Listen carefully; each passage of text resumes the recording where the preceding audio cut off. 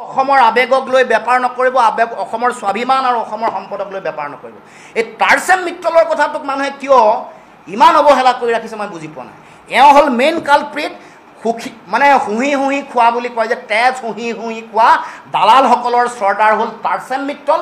চৰ্দাৰৰ যিবোৰ এজেণ্ট সেইবোৰ হৈ গ'ল সিদ্ধাৰ্থ শৰ্মা, সিদ্ধাৰ্থ টুডি। এইবোৰ চাইকেল ঠেলি ফুৰা টাৰ্চেম মিত্তল আজি গৈ 40টা 45টা মানুহক মেনেজ কৰিব পৰা হ'ল। কাৰ আধাৰটো কি? জখলা কি? জখলাখনক যে শোষণ কৰি শেষ কৰি দিয়া হৈছে। আজি বৈ এই 100% কপিৰাইট পাব লাগে নে নালাগে?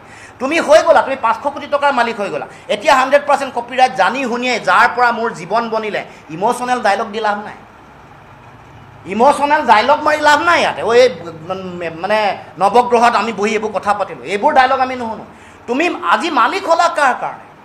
ইমান কোটি টকা। আৰু এইবোৰ যে দালাল, এইবোৰ দালালৰ এজেণ্ট হয়। সিদ্ধাৰ্থ শৰ্মা, সিদ্ধাৰ্থ টুডি, এইবোৰ তেওঁৰে এজেণ্ট হয়।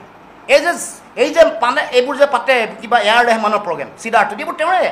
এইবোৰ চব এই টাৰ্চেম মিত্তলৰ দালালৰ এজেণ্টবোৰ মেলি থৈছে অসমখনক এনেকৈ শোষণ কৰিবৰ কাৰণে। বনিয়া গোষ্ঠীয়ে এনেকৈ অসমৰ আৱেগক, অসমৰ স্বাভিমানক এনেকৈ বাৰে বাৰে ব্যৱহাৰ কৰিব, এই কথা হ'ব নোৱাৰিব। বেপাৰ কৰিবলৈ দিয়া নহ'ব। মুঠতে এইবোৰ পূৰা এইবোৰ তদন্ত হ'ব লাগিব আৰু এৰি দিয়া নহ'ব।